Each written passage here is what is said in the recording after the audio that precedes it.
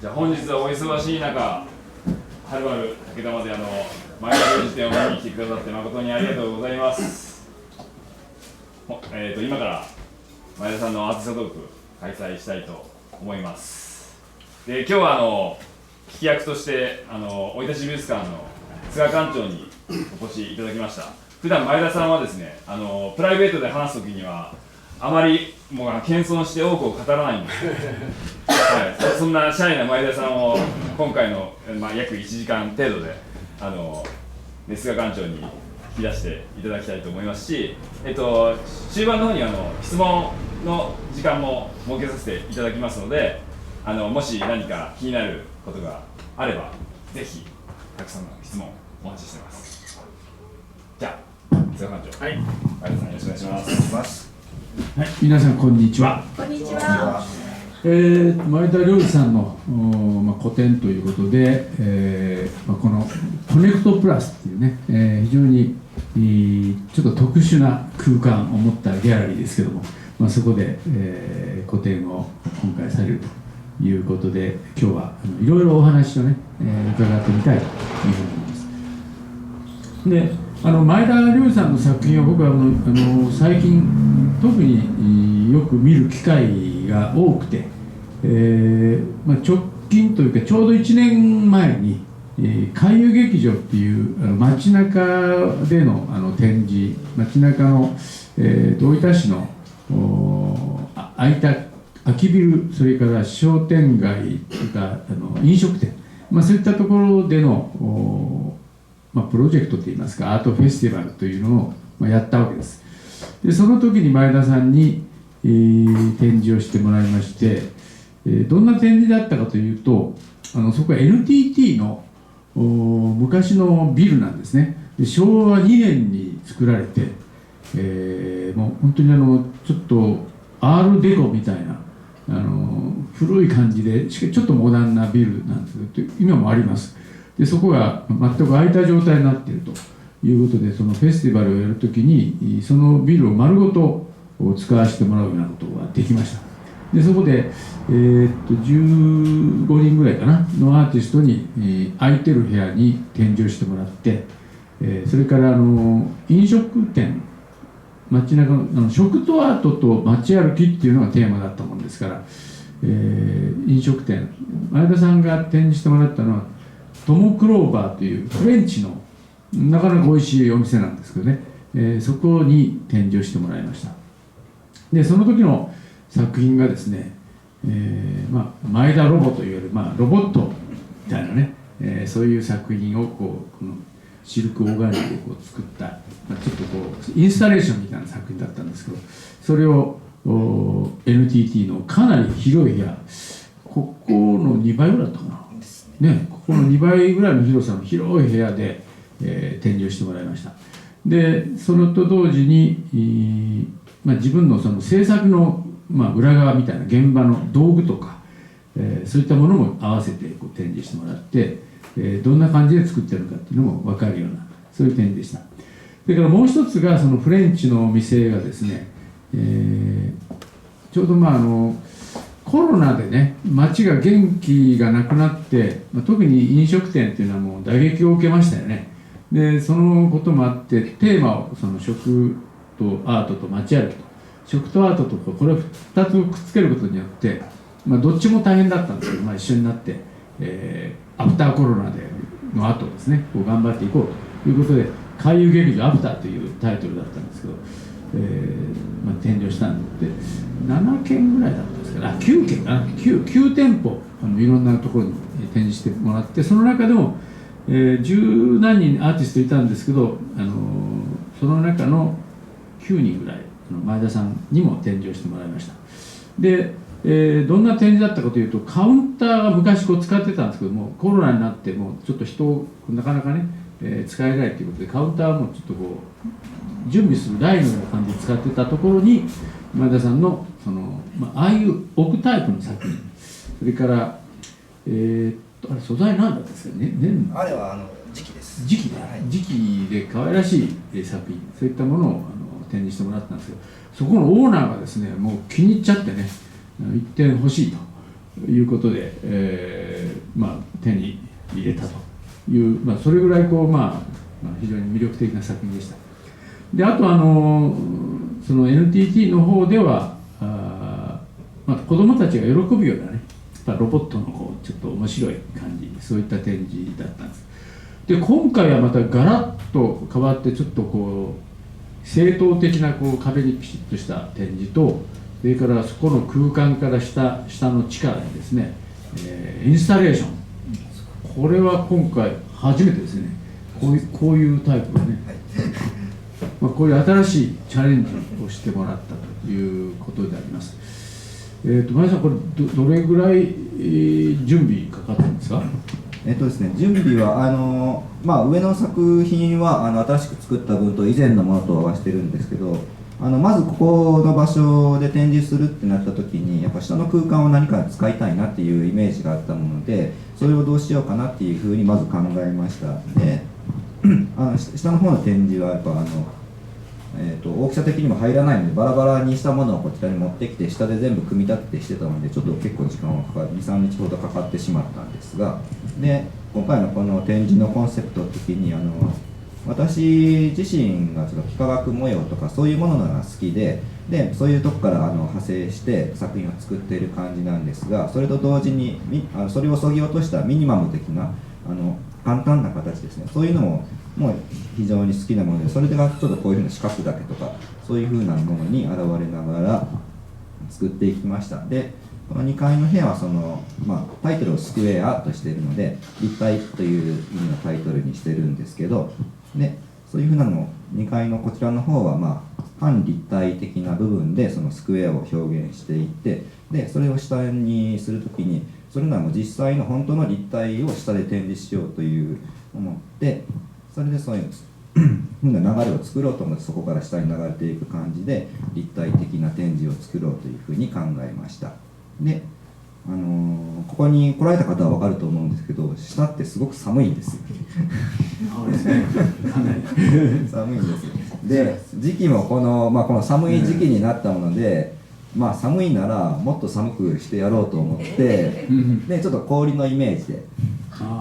で、下の方は冷蔵庫と冷凍庫、そういうふうなところで氷が、そういうふうなイメージを作りながら下の方の作品も作っていくようにしました。それ夏にやったらまたいいんですか？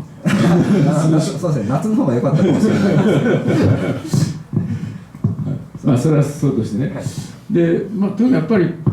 先のことはまた後でいろいろ詳しく聞こうと思うんですけども、こういうちょっと違った空間でやるっていうのもやっぱ楽しいですよね。はい、やっぱ空間ありきなところはどこでも展示っていうのはやっぱその空間があっての展示になると思いますので、まずそこの場所に行ってそういうのを見てどうしようかなと妄想を膨らましながら、それできるできないは別になんですけど、その中で妄想を膨らましながらやっていくっていうのはやっぱ楽しいです。で今ちょっとその、ヒントのような話があったんで、空間ありきっていうか、その空間を見て空間の中で作品を作っていくと、つまりよくある絵画とかですね、彫刻とか、いろいろあるんですけども、例えば絵画というのは額縁がありますよね。額縁があって、その中で、小宇宙というか絵画があると。でそうするとね、その絵画はどこで見てもいいわけですよね。自分の部屋で見てもいいし、美術館で見てもいいし、また違ったところで置いてる。つまり額縁の世界、額縁の中にもう保証された絵画という世界があって、どこでも見れるというのは、これが、いわゆる絵画、近代絵画なんですね。でところが、もっと昔の絵画って、これちょっとこの前の時も話したかもしれない、教会なんかにある、祭壇画とかね、そういうのはもうその教会でしか見ることができないっていう、そういう作品であると。でそれはサイトスペシフィックっていうんですけども、前田さんの場合はなんていうか、いわゆる額縁、一応額縁はあるんですよね、額縁らしきものはね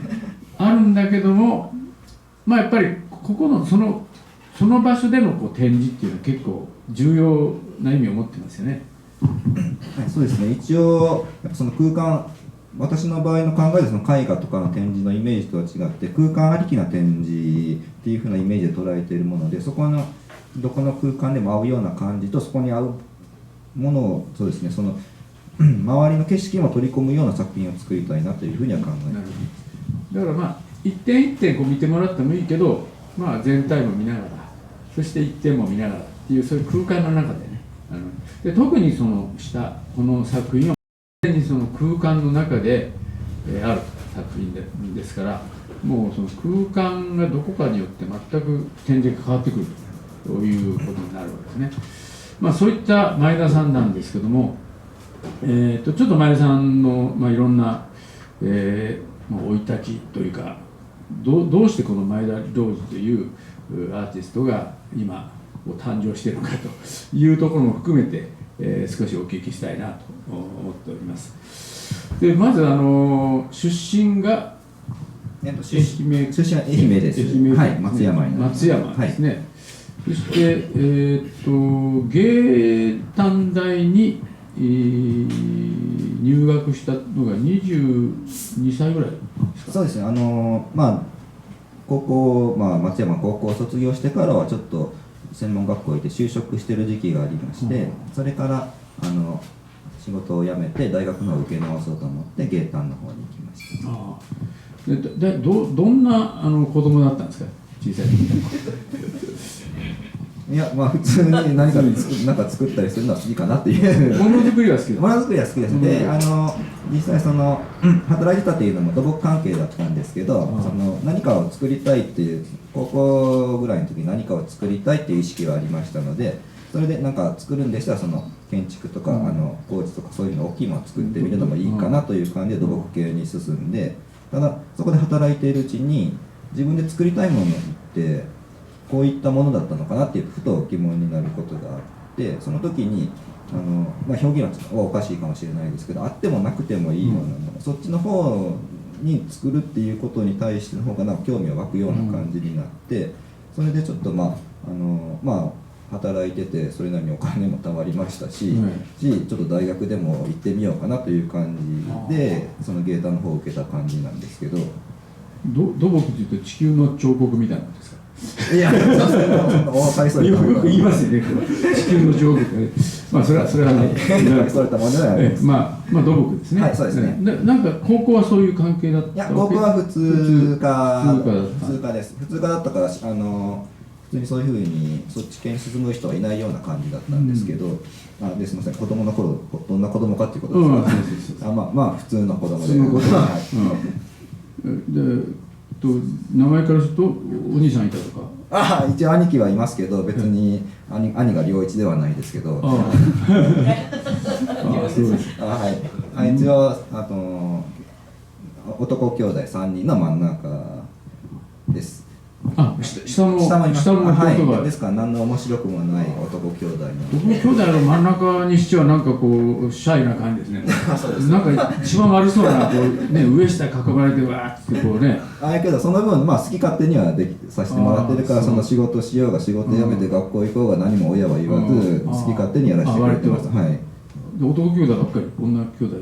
いなかった？女兄弟男3人なので、男3人、だから全然面白くない。殺伐とした家庭でいや僕の友達でね、男4人っていうのがあってね、一番下吉郎っていう名前なんですよ、与えるようで、家に帰ったら男4人で生ビール飲みながら麻雀してたという、もう母親がかわいそうなで、うちはですね、両親上下が女なんですね。見てわかるようにそういう育ちでで、だから男兄弟っていうのはあんまり分かんなくて、だから上下いたら結構激しいんじゃないですか？そうですね、兄貴殴られてるぐらいするぐらいですけど、いくつぐらい違うんですか？いや、2個上2個下2個違うぐらいなので、ただそんなに関わりはないですよ、男兄弟って。そうですか。おふくろが大変だったろうなっていうぐらいの感じです。そして、高校に行って、でさっきの土木関係の仕事に就いたと。で面白いのがあってもなくてもいいっていうか、役に立たないようなものを作りたいみたいなことですよね。ですから土木関係の公共事業なのですごく必ず必要。ちなみに専門的にやってたのはのり面工事っていう土砂災害を塞ぐような工事の現場だったんですけど、それはそれですごく大事なことであって、必要性のあるものなんですけど、それよりもふと何かある、何気ない置いてるものとか、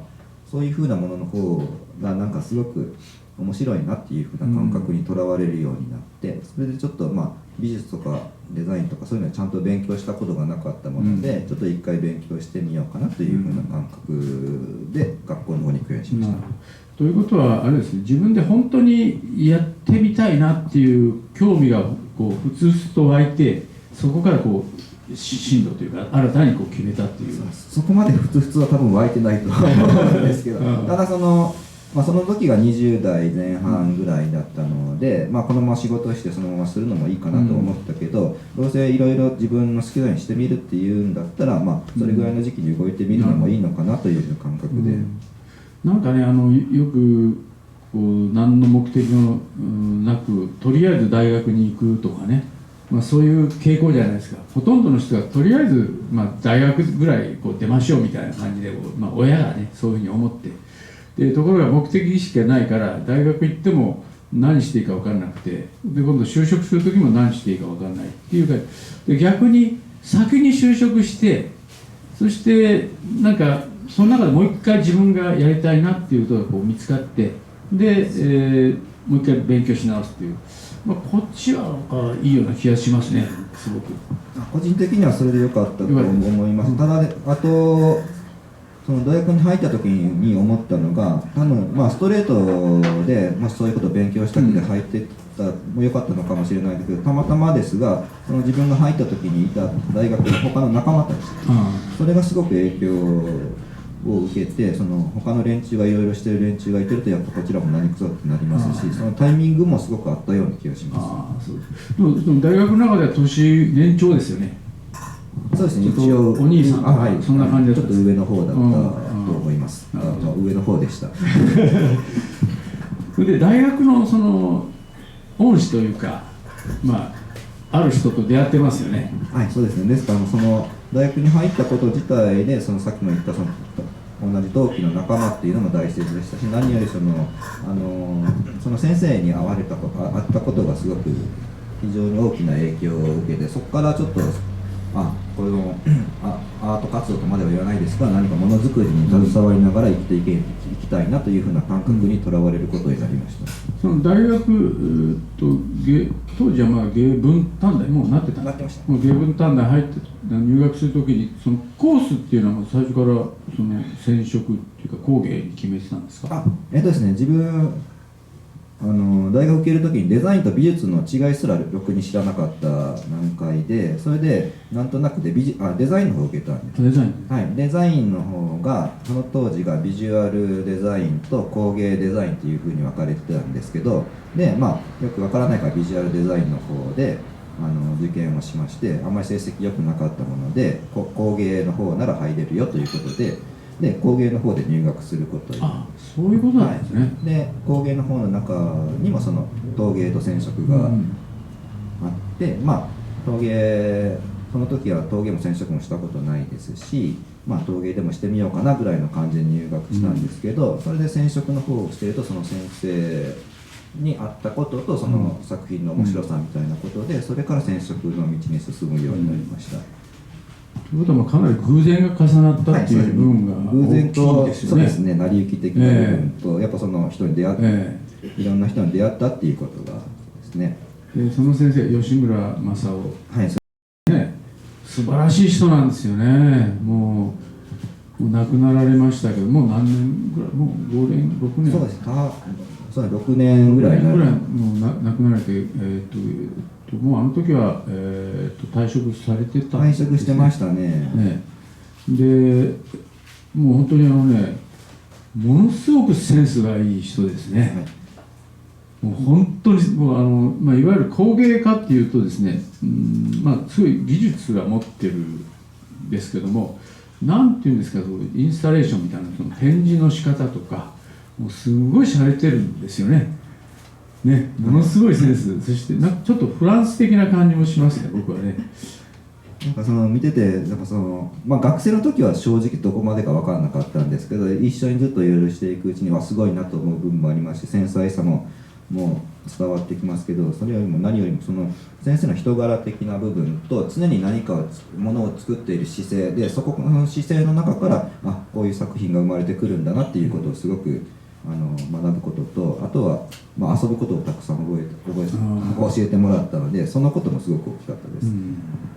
なんか関西人ですよね。関西ね、根っからの関西でね、もう面白くてね、やっぱ関西の人はちゃんとオチを知っててっていうかね。で例えばその吉村先生が聞いたのが、串カツ屋に行くと混んでくると。でなんていうか、ダークさんやってくださいって。ダークさんって分かります？ダークダックスってね、歌う時にね、普通これですね、ダークダックスこうやって歌うんですよ。つまりみんな立っててこうなってダークさんやってくださいってことで串カツをこうやって食べる。で二度漬け禁止とかね、そういう大阪の文化みたいなことを本当楽しい人で気さくだね。自分らの学生の時もしょっちゅう学校の工房で焼肉したり、三枚焼いたりとか、それも先生が今ダメでしょ多分。今ダメなんですよ。ダメです。今もうね、夏季厳禁とかね、なんですけど、徹夜ダメとか自分の授業で黙って三枚焼いてるんですけど大丈夫ですか？警備員さんを引き込んでやってます。ですからそういうふうななんですかね、遊び事というか、その中でみんなで会話して作品の話をしたりとか、そういうふうなことをすごく学んだような気がして、その中でやっぱ各々がどうしたいとか、こうしたりああしたりという、その改まった相談とかいうそういう話の場ではなくて、フランクな感じで自分の作品とかそういうふうなところを話せる場がありまして、それによって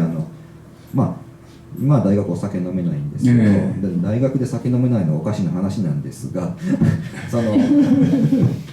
大学ってやっぱ自分ら当時はまだお酒飲めたもので、それによって工房っていう場所があって、そこでみんなお酒飲んでると、先輩なり後輩なりが寄ってきて、それで上下関係がなくなって、それでみんなでなんか話し合いしながらああだこうだ言っていくような、そういう場だと思うんですが、今はなかなか難しいですけど、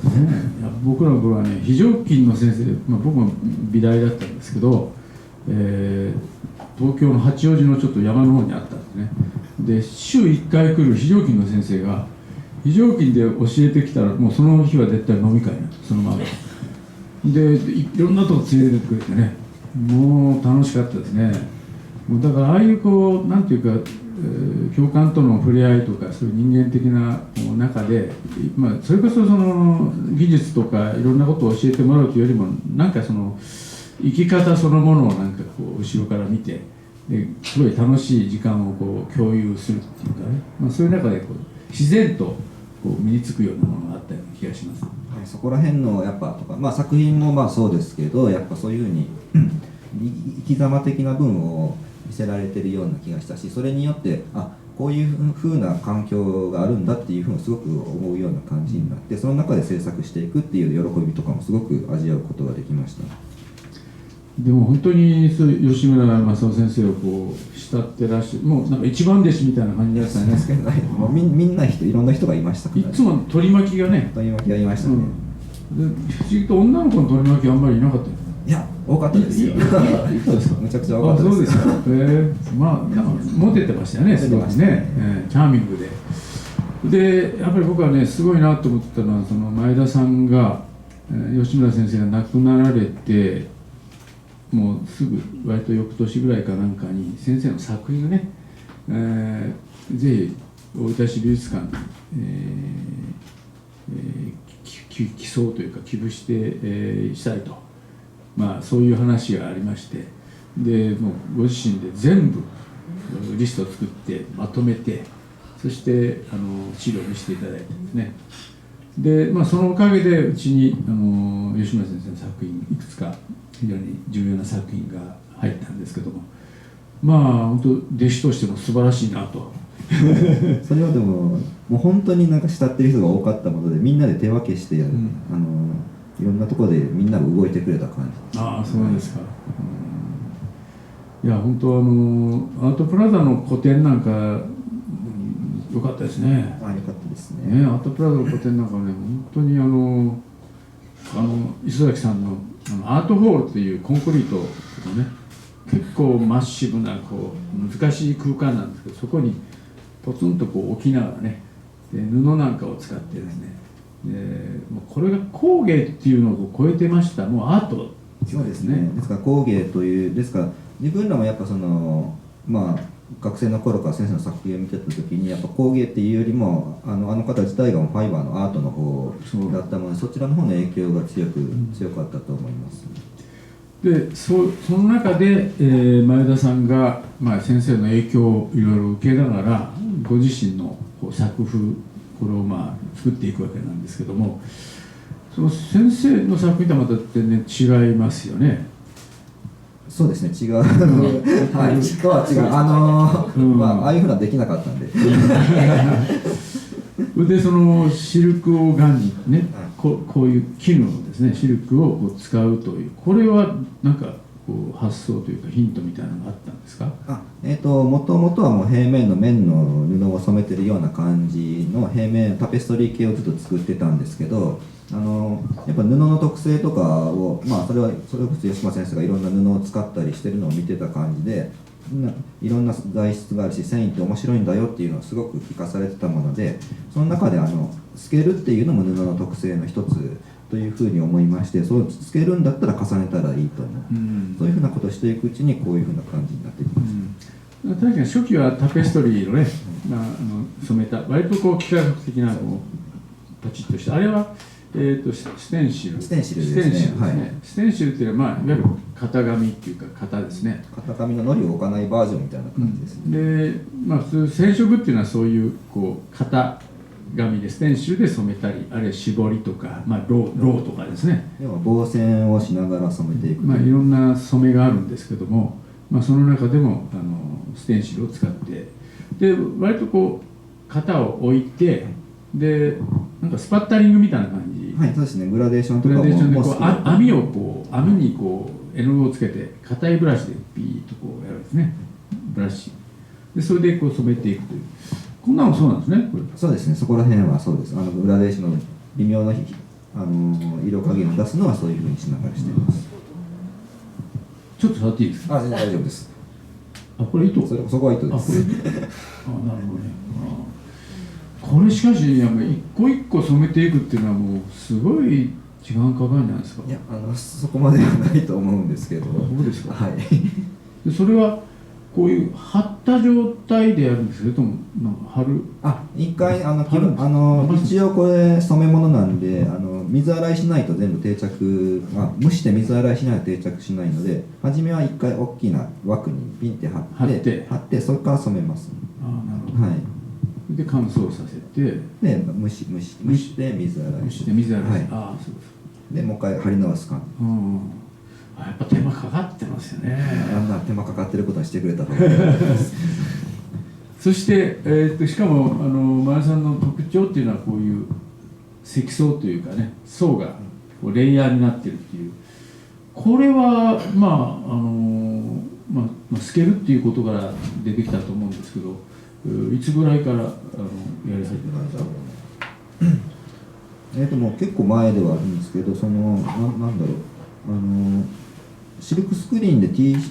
ャツとかをよく作りながら遊んでたもので、シルクスクリーンの版ってつけますよね、微妙に。埋めてパン鋼材塗ってるから全部が全部ではないですけど、それをポンって置いた時に、下のボンがちょっとうっすら映ってるような、そこに間を開けてみたらどうなんだろうと。そういう感じからその間を開けながらすることで、微妙な間なんですけど、そこに空間があるだけで物の見方ってすごく変わるんだなっていう風な発見があって、それからしてるような感じですね。やっぱりそうなんですね。やっぱシルクスクリーンっていうイメージがすごくあるんですね。枠もあるし、そしてまさにシルクスクリーンの版っていう感じで、版そのものを作品にして、染めて作品にしていくという。なるほ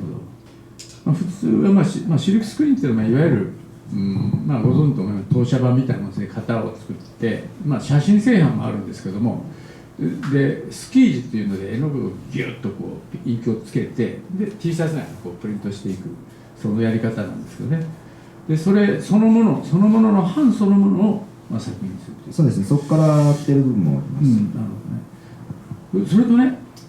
さっきその絵画の問題で額縁のこともあったんですけど、この白いこれはまあ額縁っていうよりもその箱、つまり層を作るための装置みたいな感じなんですかね。そうですそうでいただけます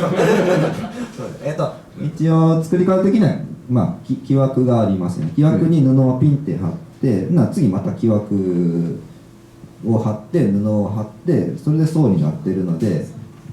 その分の横は継ぎ目が見えないようなの処理をするために、ついでるんですね。はい、ここに木枠が何個か重なってるんですけど、それを見えなくするためにそういうふうな形でしてる感じです。でこれ面白いのはやっぱりこう入れ子状態みたいな感じね。これ全体が四角で中も四角でっていうね、まあ、スクエアっていう、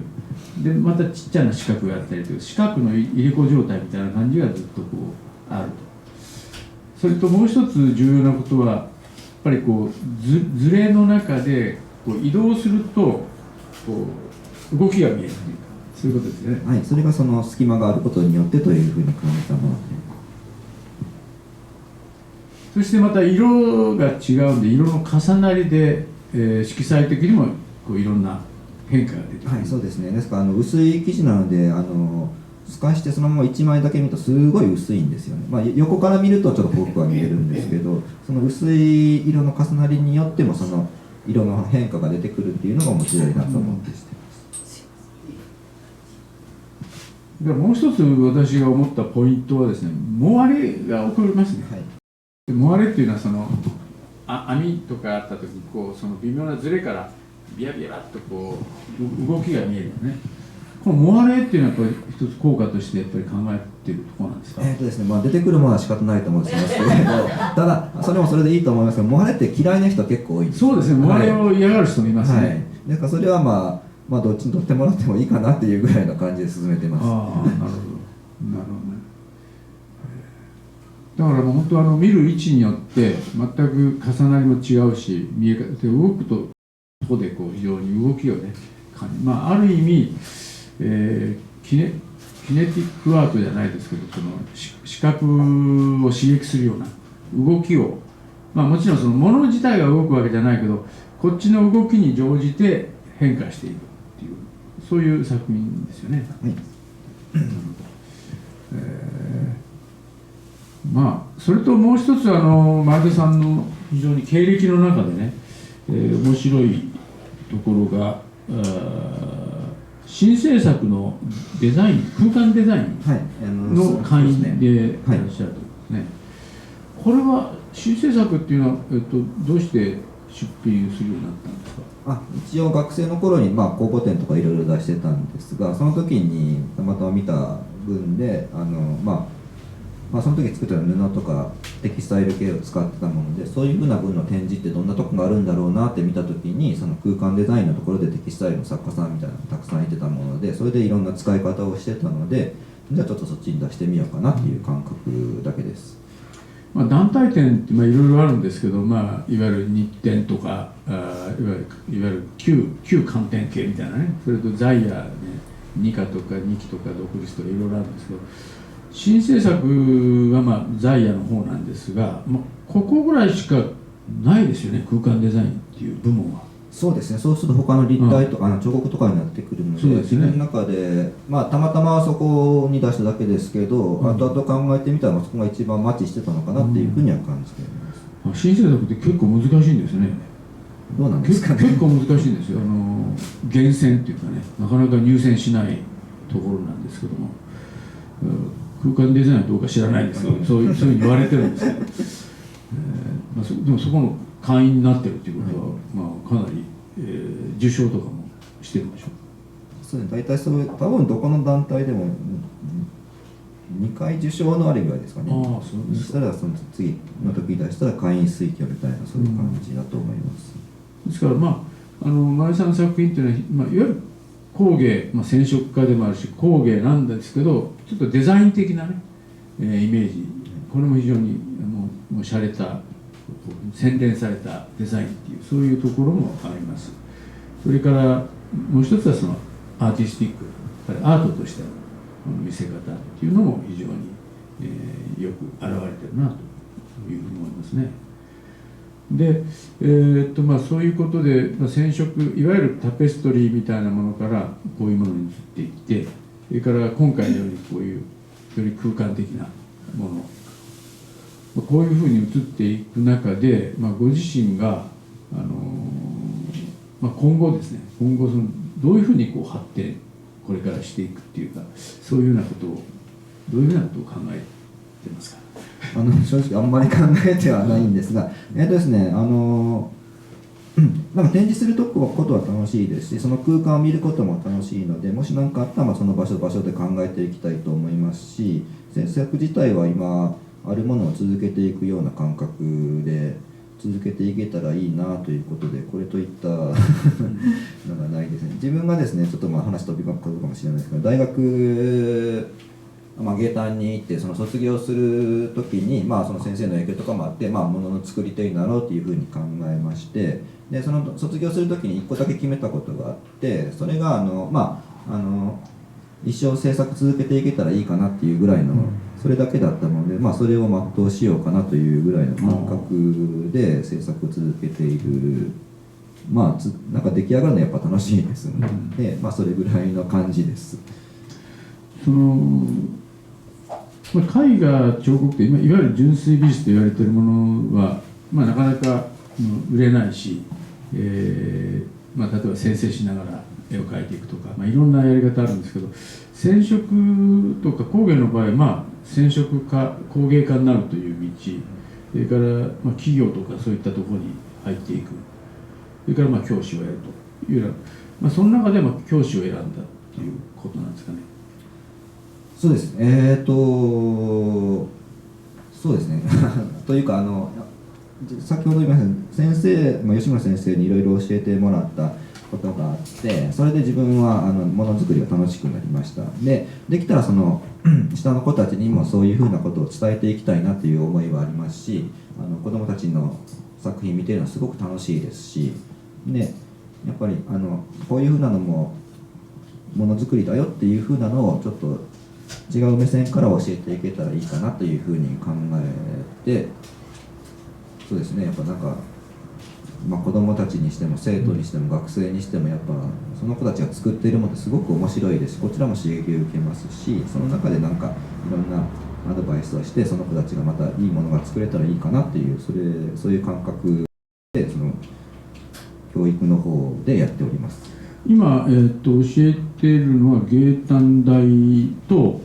中学校、中学校非常勤です。中学校の、美術美術の授業だけ。美術の授業を教えて、で大学では、染色の大学も染色とインスタレーションと、あといろんな材料を使うという材料と表現とか、そういうふうなものです。そうですか。はい。今どうなってるんですか。染色デザイン科の中に染色がある。染色科工芸科というものがなくなってますんで、デザインにしても美術にしても週1回この工芸の授業があるぐらいのその枠をちょっと受け持ってるという感じなので、その専門的なことはなかなかできないので、その触りぐらいでなんか応用できたらいいねっていうぐらいの感じになるんですけど。そして、中学では美術ではどんなことを、いわゆる普通の美術なんですけど、そこがちょっとよくわからない。ちょっとお聞きしたいんですが、中学校の美術ってどうあるべきなんですか？難しいですよこれね。自分が受けた印象的な中学校でもすごく感性豊かな子たちたくさんいて、面白いものたくさん作るんですけど、見てたら中学校の美術教科書とか、一切使ってないですけど教科書とか見てるとやっぱその技術的な部分、こうしなさいああしなさい的な部分が多いのかなというふうに思いまして、で中学校の時の教育ってそっちを教えるべきなのか、自分はちょっとやってはないんですけど、どちらかというと感性とか発想とか、そういうふうなところを伸ばしてあげたいなと思って極力自由に自分たちでできるようなことをさしてるんですが、じゃあ先生はそういう教科書とか関係なく教科書をあんまり使ってない人、使わずに感性を育てるような授業をしている、はい、そうですね、という感じですね。はい、なるほど。僕も最近もう現場から教育の現場昔はいたんですけどもう離れて、最近どういうあれかよく分かんないんですけど、僕が知ってる限りは小学校の時は造形遊びみたいな、要するに要するに遊びと造形を一緒にするで、あんまりリアルな絵とか描かないんですね。と中学になると基礎基本っていうんですね。基礎基本っていうのは何かというと、要するにもう描写とか、もう基礎的なことをやると。で小学校と中学、もちろん発達段階っていうのがありますから、だんだん人間も変わってきますよね。子供の時は落書きしてたのがだんだん認識してなんか図式絵画を描いたりとかちょっとリアルになったりとかだんだんなるんだけども、小学校までやってると今日中学になるとボコンと全く違うんですよ。で僕はかつてそれを批判したことがあってね恐れ多くもあまり内部にいたんじゃないけどね。で要するにそれは何で違うのかって、それを推進した人が違うんですよ。指導要領、小学校の指導要領と中学校の指導要領ってね、やっぱそれを作る人がいるわけね、中心になって。でやっぱそこで基礎基本っていうのを中学で出したから、そうなってで基礎基本はいいんだけど、やっぱり先生おっしゃるように感性ね、どうすんのっていう話。なんか自分の考え的にはその感性でやっぱちょっとでも褒められてなんかうまくいったなって自分で感覚があったとしたら、それを次頑張ってみようとしたら、それが技術につながるんじゃないのか、基礎につながるんじゃないのかなというふうな考えではしてるんですけど、それでこれ前も「I am here」展の時に話したかもしれないんですけど、一番問題なのは基礎基本でいくと、例えば描写とかね、デッサンとかそういうきちっと描けるかと。でこれってね得意な人とそうじゃない人はっきり分かれるわけです。どういうことかというと、視覚型のタイプと触覚型のタイプっていうのはやっぱあるんですね。触覚型、触る方で、視覚型っていうのはね、パッと見たらパッとうまく描いちゃう。漫画なんかでパッとうまい人いるじゃないですか。で物をすぐ的確に捉える視覚型のタイプで、小学校の時は別に視覚型がうまいなって思ってもそうじゃなくてもよかったのが、中学になると基礎基本を言い出したら視覚型のタイプがなんか急に教師が褒めるわけですよ。いいなとかね。そうするとみんなそっち行っちゃう。でところが自分が視覚型だったらいいんだけど、視覚型じゃない人はもうどうしてもダメだみたいなね。相撲でもあるじゃないですか。四つ相撲と押し相撲ってあるじゃないですか。今千秋楽ですけどね。押し相撲の人が四つ相撲をやる人だって無理なわけですよ。やっぱもう四つに組んだらもう平幕じゃない幕下以下とか言われるじゃない。だからやっぱり自分の得意なことをやるのでいいと思うんだけど、どうしてもねそっちに行っちゃう。みんな価値観が一つに決まってしまうと、もうそこで嫌いになっちゃうんです、美術が。で僕は美術が嫌いだと、私は苦手だっていうことで離れていってしまう。そういうことで結構多い気がして、絵を描かしたり作らせてる時にも、やっぱ絵を描かす時って線で描く人は子は苦手な子だけど、色を置くと一気に変わる子たちもいるので、その子はもう色だけでも先にも自分の見せたいものをしなさいって言いますし、それで平面がやっぱ苦手な子も立体になるとすごく生き生きする子もいるので、その辺はやっぱ自分でどういうふうにこれを楽しめるか、自分の好きなように作れるかっていう意識を持っていく方がなんか大事なような気がしてるんですけど。つまりさっきの視覚型触覚型じゃないけども、その子の特性っていうのがあるんですね。その人がこの子はちょっと形描くの苦手だけど色はいいなとか、でこの人は平面はダメだけど立体はいいなとか、素材はちょっと面白いなとか、でそっちを伸ばせばいいんですよね。でそれを教師が見抜いて、君はこういうとこいいねっていう、そこを褒めればいいんだけど、ここはダメだよ、ここダメだよって言われたらもうガクッときてね、もうやる気なくしちゃうっていうか嫌いになっちゃうんですよね。ということは先生はそれを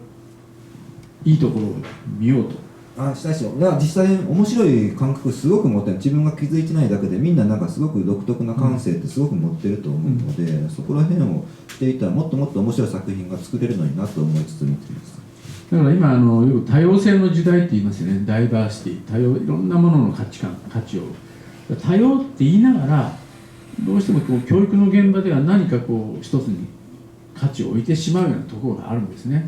で苦手なものをなくしていこうとか、たらなんか平均的なところの人間ができたじゃなくて、もう本当ほとんどダメだけどこれだけは取り合いあるなっていうのがあるじゃないですか。で僕は子供の頃はねその多様性なんか言わなかったんだけど、でもめちゃくちゃ足が速いやつとかね、もう運動会でヒーローになるわけですよ。で今運動会でなんかみんな一緒に手をつないでゴールみたいな一言ありましたよね。要するにそこはだから得意なものは得意で伸ばしてあげればいいし、別に苦手なものを克服しなくてもいいんじゃないかっていう気もするんですよね。ですから、そういった教育のやり方っていうか、要するに教育っていうよりもこう見守って救い上げるっていうか、こう拾い上げるっていうか、そういうことが大事なような気がするんですけど、そうですね、その通りだと思いますけど、そうですか。そういった意味で、吉村先生もそういう感じだったんですか。そうです、そんな感じですね。楽しくなんか作っときぐらいの感じですから。じゃあその厳しくお前これダメだってこう職人的なこうはなかったですね。でしょうね。あの作品はそういう感じですよね。なるほど。どうしてもそのなんて言いますか、アルチザンっていうか、アルチザンっていうのはもちろん職人、いい意味でのアルチザンならいいんですけど、技術ばっかりをこう叩き込んで、でもうダメだっつってこうやっちゃうよね。昔ながらのその技術工ってそうしないとやっていけないっていう部分はあったかもしれないんですけど、今教育の場においてやっぱりそういうことをやるっていうことはちょっともちろんないと思いますけども、やっぱりいかにいいものを見出すかっていうことはやっぱりすごく大事ですね。なるほど。ということで、大体1時間ぐらい、経ってきましたね。ほぼいい感じになってきましたけども、あとそうですね、今回のことちょっともうちょっと聞きたいんですけども、四角いこう箱みたいなのがありますね。さっき氷のイメージって言ったんですけど、あれ支持体が何ですか。支持体って形はどういうものでできてるんですか。ものはクリアファイルとティッシュ。クリアファイル。いや、クリアファイルをクリアファイルどうやってくっつけたんですか。クリアファイル四角く切ってセロテープでくっつけて、セロテープで四角くして、その上からティッシュを貼って、ティッシュを先に染めて、でそれにティッシュどうやってくっつけるんですか。木工用ボンド。木工用ボンド。綺麗につくもんですね。はい。ですから軽い。中にちょっとティッシュ糸とかはそうしてますけど。そして、いわゆる釣り用のテグスでテンションで、周りのあれはステンレスの棒からなんですか。ステンレスの棒ですね。で周りの白いのは何ですか。あれはステンレスつなぐために穴開けてくっつけてる。発泡スチロールですか。あれは木です。木ですか。木はね。ハンズマン行ったらなんか10個ぐらいであれぐらいの木が100円ぐらいで売ってた。だからこうなんていうか浮遊感といいますか、非常にこう浮いた感じで空間をこう自由になんか構成していて、気持ちがいいですね。なるほど。金属ってあんまり使わなかったんじゃないですか。使ってはないんですけど、結構この素材ってステンレスの棒なんですけど、子供たちのワークショップとかですごく使えるので、今回この木に穴開けてるのは白だけですけど、積み木のようにいろんな形に穴開けてそこらにポイッと置いといて、その棒をポイッと置いといたら子供たちすごく組み立てていて、あっという間に面白い立体がたくさんできてくるので、そういうふうなワークショップもちょっとしてる時があって、その時の材料があったのでそれを使ったような感じですね。そういった意味では前田さんは平面ももちろん平面もいけるし、立体もいけるし、色彩もね非常に素晴らしいし、空間というものを意識があると、そういう人がやる教育っていうのは非常になんか子どもたちが自由になんかいろんな自分の特性、長所、そういったものをこう見出す機会がすごくありそうな気がします。はい、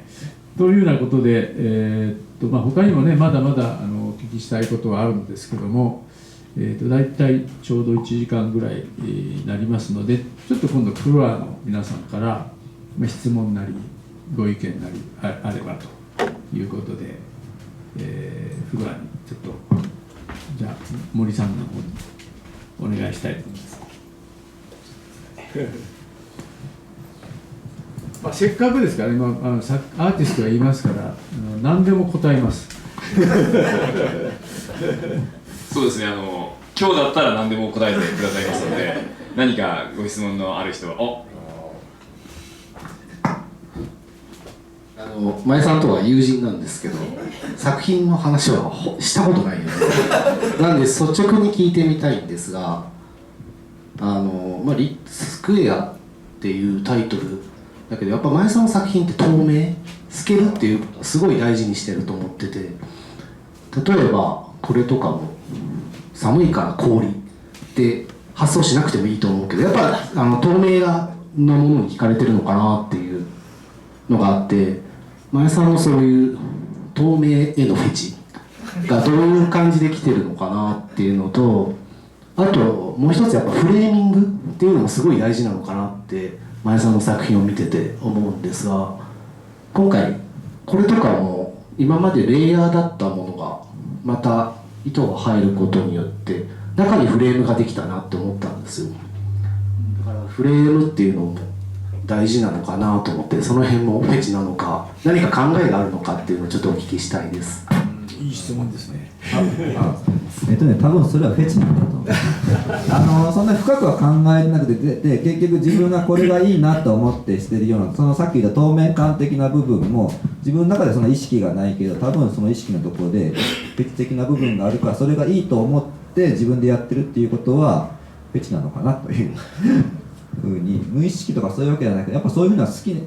なんか作品作っていくうちにやっぱ自分の好きな形にはだんだん近づいていくと思うのと、そういうふうな形を作ろうとするっていうのがあるから、自分の中で意識的にそういうふうなものがあるのでそういうふうになってくるんだろうなという感じで捉えてて、深くは多分考えてないような気がします。はい、はい、どうぞ。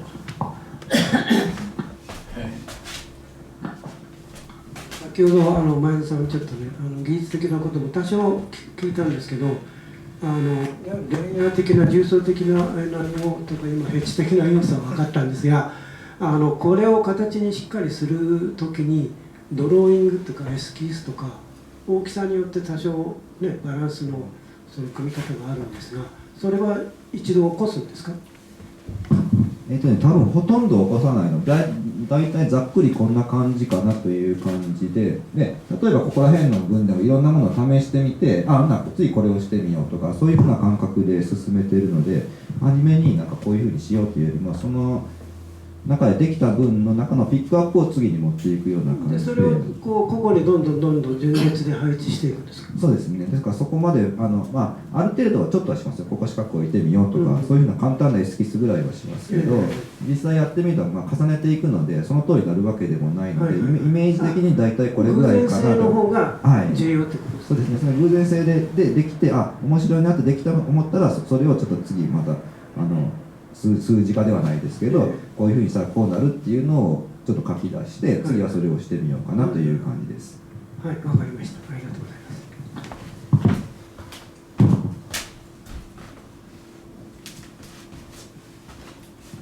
何か他にご質問のある人はいらっしゃいますか？はい。はい。はい、ありがとうございました。私シナリオなしのアドリブ人間なんですけど、この真四角に作るってスクエアというテーマだと思うんですけど、このスクエアをなくしてなんか危うさとか儚さみたいな、そんなものでそういうテーマでお作りになることってあるんですか？どういうふうなこの四角の中になんか全部収めてるじゃないですか。でそういうんじゃなくてこっちのような感じで飛び出しちゃうとか、なんかもっとレイヤーでなんかレイヤーが先ほどねご説明あったようにレイヤーがあってその、距離感があっていろんな見え方がするとするじゃないですか。でもそれがこの四角の中に入っちゃうとその見え方がなんか規制されるような気がするんで、なんかそこの辺をもっとなんか、自由になんか動いちゃうしとか、これきちっとなっちゃいますよね。なんかそれ私あんまり好きじゃないので好き嫌いのものなんかもう少しレイヤーという、はいそのモラモラ感とか、なんかそういうことがもっとなんか表現していらっしゃるのかなって。私ごめんなさい、全然存じ上げてなくて、初めてで、はい、何が何だかわからなくて、何が何だかわからない質問をしました。はい、失礼しました。どうぞ。はい、ですね。それがさっき多分言った性格的な部分になると思うんですけど、多分するんでしたらそのタペストリーとこう吊るしてその何層かにするだけ、そういうのをしたことはあるんですけど、多分ね思われてるようなこのもっと揺らぎがあるようなそういうふうな多分してないかもしれないです。ですからその辺は多分性格的な部分で自分がそういうふうにちょっと幾何学模様が好きって言いましたけど、そういうふうなものを作っていくのとちょっとなんかシンプルにまとめたいとかそういうふうな思考が強いんだと思うんですから、自分がですね逆に絵画とか作ってて、絵画って泥臭いのありますので、泥臭いって自分の中ですごく褒め言葉としてて、泥臭い作品好きなんですよ。学生とかもなんでここまでやったかいうぐらいので、逆に言うとそういう作品を見ると自分は尊敬するんですよ。自分がそれができないっていう意味でそういうとこをしてるっていう風にいいなって思ったりするんですけど、ただ自分がそこにはいけてないっていうところと自分と作るものは違うんだなっていう風な感じで、ですからそれを自分がしてみようと思ってできるかどうかわからないですし、やってみようと思ったらやるかもしれないし失敗するかもしれないです。だからその時はもう成り行きに任せてるような感じで、今ちょっとこういう風なのしたいなっていう風なのはこういう風な形が多いんだという風に思います。はい、わかりました。ありがとうございます。今回のはそれの一つの表れじゃないですかね。一応フレームで四角はあるけども、特に限定されてないですからね。行き来が自由だし、もしかしたらちょっとそういうふうにいく可能性もある。確かにこれはね、限定された白い枠のような中での世界で、一つは技術的なこともあるのかなと。これを貼るというね、貼るための枠がいるという。だけど今日さっき質問されたようなことってすごく重要だと思いますね。それも非常に重要だと思います。作ったら買うよ。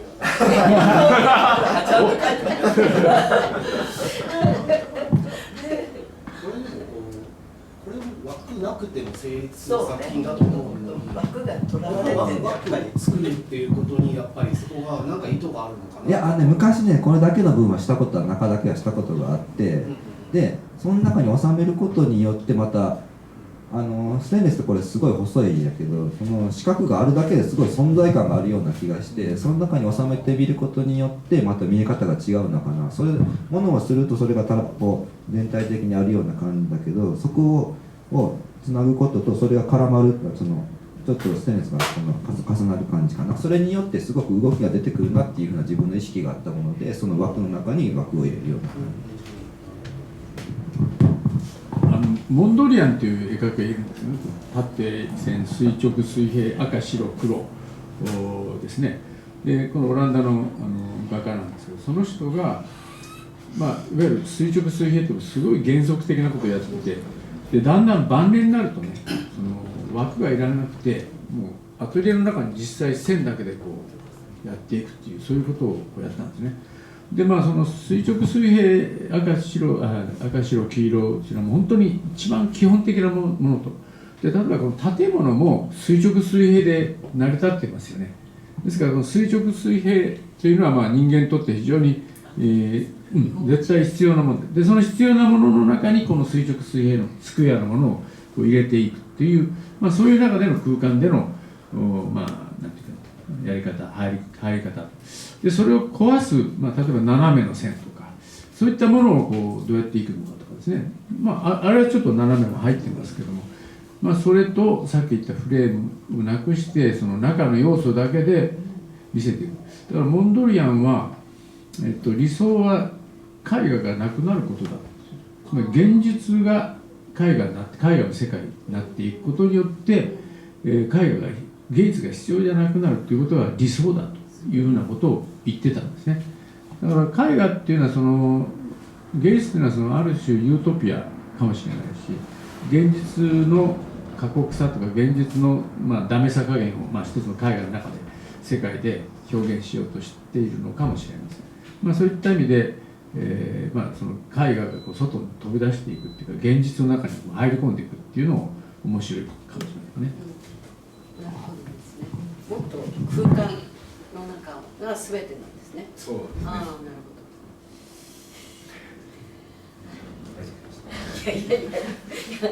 ど。いや買ってくれるから。いや違う、こう10枚のねレイヤーで実はこうやって見ると虚空になっちゃうっていうそういうの10枚のこう組み立てだったんですよね。でそれが全部剥がせていけたっていうのがあって、なんかそれを見てってこう広がりがあったから、なんかせっかくなのになんか広がりが出てくると面白い。ごめん、はい、でも家庭でいいですよ。そういう場です。何でも許される。人権侵害以外大丈夫です。すいません。いいですか。はい。近所に住んで仏像を作っているものなんですけども、懐かしい八王子の山の奥に置いたことが多分上になると思うんですけど、半世紀前から僕たちの頃に教育っていうか学生運動があって、やっぱり時代でも教育の理の教育っていうのはどういうものかっていうのを説いた、みんなで考えた時だと思うんですけど、最近ご自分の作品も含めて学校によくで仕事されてるっていうので、デザインとアート、はい、それと多様性って言いますけども、僕は仏像を作ってるんで物語の世界、精神的な世界と物を作る世界、アートとクラフトの世界っていうのの違いと、そういう中で教育の中であまりにもこう物語とか精神的な世界っていうのがあまりにも出てこなくなって、最近大学では彫刻家っていうのがなくなる大学も出てきてるのかっていう、そういう意味で表現にとってクラフトっていうか使うものと精神的な世界の違い、そういうのをご自分の作品も含めて、あるいは教育の学校の中でどういうふうに扱われているのかっていうのをお聞きしていきたい。難しいですね。その技術的に例えば彫刻とかにしても自分らから見たその具象的な塑像とかそういうふうなものを作ってる子たちってすごく尊敬するんですよ。自分ができないっていう意味と、自分の作品ってどちらかというと例えばですけどピッチャーでいうと変化球しか投げれないっていうその剛速球のストレートで勝負できない人間なもので、そういう時にそういうふうにものづくりとか精神的なものとかそういうふうなしてる人たちはすごく尊敬しますけどただ自分がそこには行けなかったからいろんな素材使ったりクラフトであったりデザインであったりアートであったりそういうふうな取り組みの中でいろんなものを触っていって、その中で自分の中がマッチしたものはこれを作品としようというふうな生き方をしているもので、その中でもやっぱ見てても実際ストレート勝負ものづくり作っている人たちっていうの作品にはやっぱ心惹かれるものがありますし、それはすごく大事なことだと思います。でそれをただ教育するとなるとどこまでその子たちがそこにのめり込んでいくか入っていってもらえるかによって変わってきますし、そこはやっぱりみんなが自分の中でそこに目覚めていくしかないのかな。そのサポートが少しでも、できればできないかは分からないですけど、こういう世界があるというふうなそういうふうなものを示していけたらいいのかなっていうふうな感じ。すみません、ちゃんとした答えになってないかもしれないですけど、そういうふうな感じでその教育という面ではちょっと見ながらしております。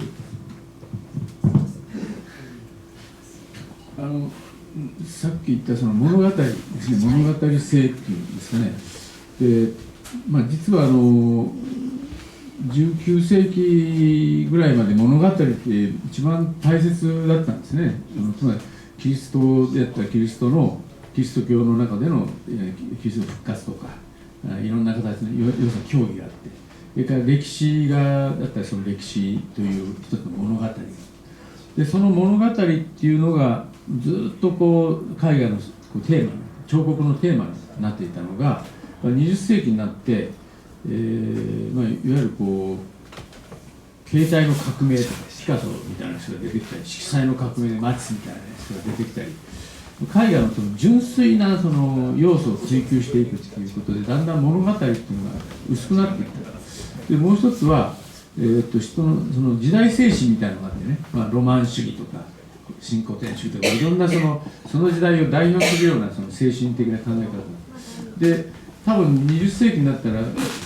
共産主義っていうのが一つあって、マルクシズムっていうのが一つの社会のユートピアを作るっていう意味では大きな物語。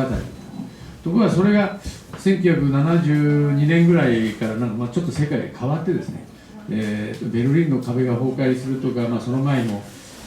連合赤軍があんなことになっちゃったり、いわゆる学生運動なんかもう今までは応援する人がいたのに、やっぱ批判する人が、ああいうふうになってしまうと、大きな物語がなくなると、なかなかテーマが持てないと、小さな物語しかもうテーマとして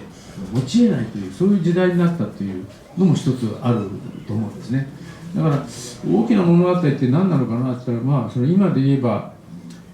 戦争とかね、それから災害とか、そういったものが大きな物語としてもしかしたらあるのかもしれない。あるのかもしれないけども、なかなかそれがその全員の一つの物語になるかっていうとなかなかなり得なくて、それぞれ個々の中での物語みたいな形になってしまう。で勢いさっき言った造形芸術みたいなのも、芸術のための芸術みたいなところでの革命が起こってきた時には、なんか物語っていうのはちょっと壊されていくような、そういう時代がやっぱり20世紀入ってから特にあったというふうに思います。これも答えになってないかもしれません。他に、ご質問のある方もいらっしゃらなければ、学生さんがちょっと下に今そうです来てらっしゃるみたいなので、そろそろ終わりにしたいと思います。すみません、寒い中皆さんありがとうございました。また前田先生もいらっしゃるので、また作品見てご覧いただけたらと思います。どうもありがとうございます。菅館長もありがとうございました。